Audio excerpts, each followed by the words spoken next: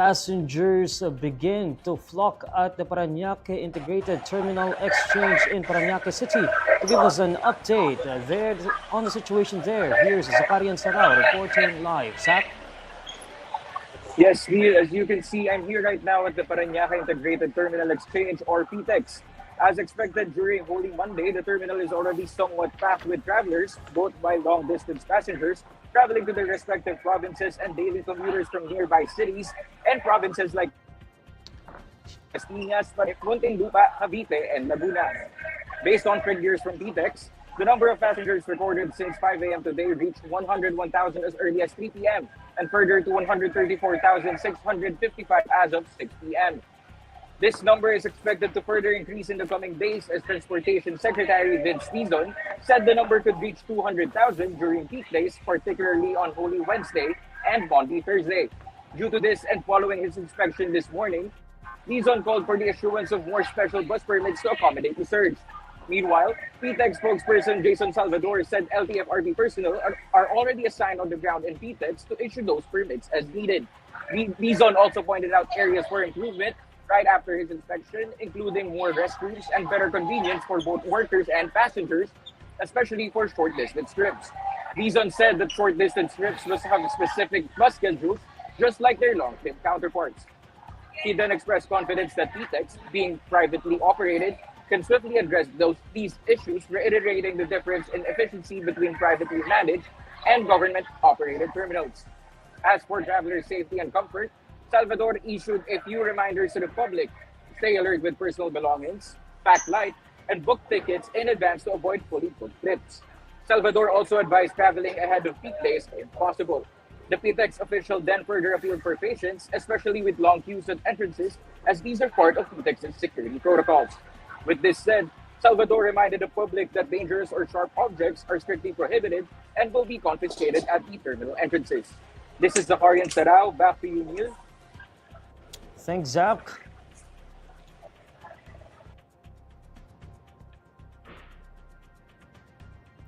Vice President Sara Duterte is calling on the public to have faith and emulate Jesus Christ in order to overcome darkness amid what she says to be a time of heavy trials and growing division.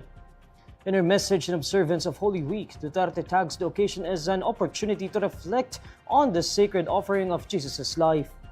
Habang dumaranas ang bayan ng matinding pagsubok at lalong lumalalim ang pagkawatak-watak, ang Kwaresma ay paanyaya para sa panahon ng paghilom, pagbabalik loob at pagbabalik tanaw sa mga pinahalagahan nating mga Pilipino.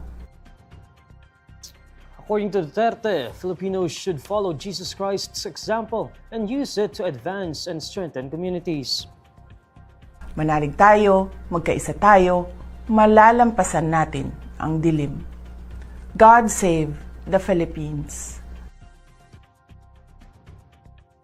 While the Vice President did not specify what particular hardships the country currently faces, her message for the Lenten season comes amid her family's worsening feud with President Bongbong Marcos and his administration. Vice President Duterte and President Marcos were running mates in the 2022 elections under the unit team. The Vice President left Marcos's cabinet as Education Secretary in 2024. A few months later, she bared that she assigned someone to kill Marcos, his wife Liza, and constant Speaker Martin Romualdez in the event of her own demise. The western section of the country's exclusive economic zone has been properly labeled as West Philippine Sea on Google Maps. A quick inspection of Google Maps as of Monday, April 14 would indicate that the digital mapping navigation platform used the West Philippine Sea designation in parts of the South China Sea. Since February, social media users have pointed out that the West Philippine Sea has been properly labeled on Google Maps. This clarification came after several pages claimed that the West Philippine Sea on the maps was only under a Google Map pin, which any user could indicate. In 2012, then-President Benigno Aquino III signed an administrative order renaming South China Sea waters within the western section of the country's exclusive economic zone as the West Philippine Sea in a bid to further assert Manila's sovereign rights there amid Beijing's continuous aggressions. The 2016 arbitral award is in favor of Manila and has effectively invalidated Beijing's assertion of sovereignty in almost the entire South China Sea, including most of the West Philippine Sea. President Bongbong Marcos vows that his administration will not tolerate foreign vloggers who cause trouble and disrespect Filipinos merely for the sake of content. The president's statement came after the arrest of Russian vlogger Vitaly, who allegedly harassed Filipinos while filming in Bonifacio Global City in Taguig. In a vlog posted on the president's Facebook account on Monday, April 14, Marcos expresses disappointment over how vloggers who cause trouble, annoy, and disrespect others to gain followers have become a part of social media. President Marcos assures Filipinos that those who do such things in the country will not be able to continue to do it to Filipinos. While the president also highlights the kindness and respect inherent in Filipinos, he stresses that these values are being exploited. Natural sa atin na matawanan lamang at hindi na palakihin ang mga ganitong klaseng pambabastos. Pero hindi nanghuhulugan na palalampasin ito ng ating pamahalaan. Dapat tayo pumalag sa mga bully. Kasama nyo ang pamahalaan para ilugar ang mga ganitong tao. Sana ay magsilbing aral ito sa mga pagtatangkang pumasok pa rito sa Pilipinas para lang hamakin at gawing katatawanan ang The Russian vlogger was arrested last week after he was spotted in a viral video grabbing a security guard's hat, attempting to seize the gun of another security guard, and threatening to rob a woman in Taguig City. He was put under custody in a detention facility in Camp Bagong Diwa in Taguig.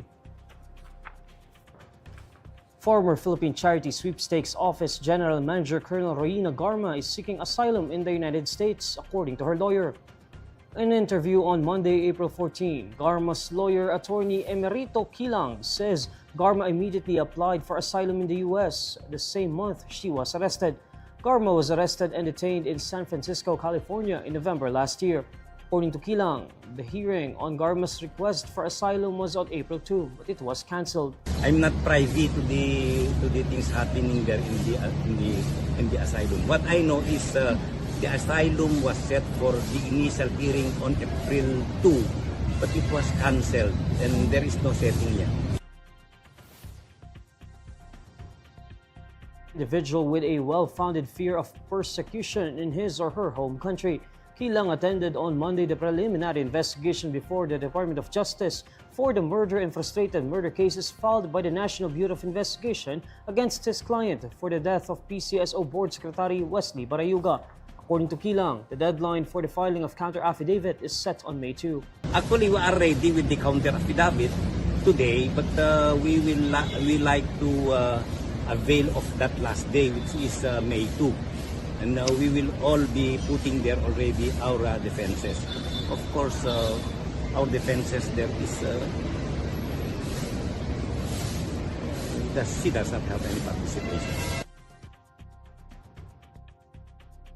Investigating Garma for her alleged involvement in Barayuga's murder. Barayuga was gunned down by a motorcycle-riding man shortly while on his way home from the PCSO Central Office in Mandaluyong City on July 30, 2020. The Commission on Elections says internet voting remains in full swing as the Supreme Court has not yet acted on a petition seeking to halt the first-ever virtual ballot casting of over 50,000 Filipinos overseas in the 2025 elections. The COMELEC began its month-long overseas internet voting for OFWs on Sunday, April 13. COMELEC Chairman George Erwin Garcia says the High Court has yet to resolve the petition of PDP Laban members who argued that the use of digital ballots is not authorized by existing laws. According to Garcia, the PDP Laban members also said the poll body cannot be allowed to introduce a new system through mere administrative issuances only.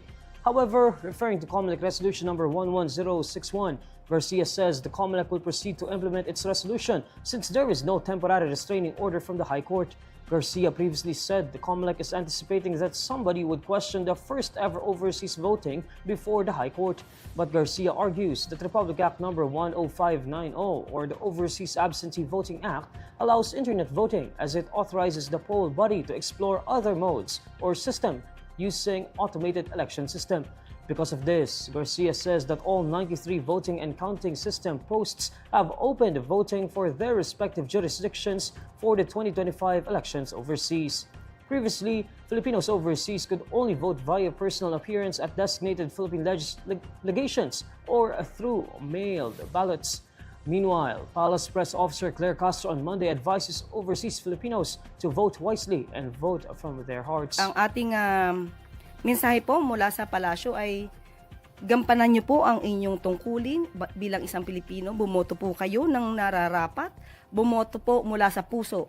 Huwag pong bumoto dahil lamang sa bulong o dahil kayo'y nabayaran, kundi iboto niyo po ang mga taong nararapat, yung maaasahan po natin, mga leader na hindi ibebenta ang bansa kahit sa anumang paraan, at mga leader na makabayan. Voting period is between April 13 to May 12, 2025. And these are the stories you need to know today. I'm Neil Mercado. Follow INQUIRER.net on Facebook, X, YouTube, TikTok, Instagram, and Reddit. For more stories, visit INQUIRER.net. Good evening.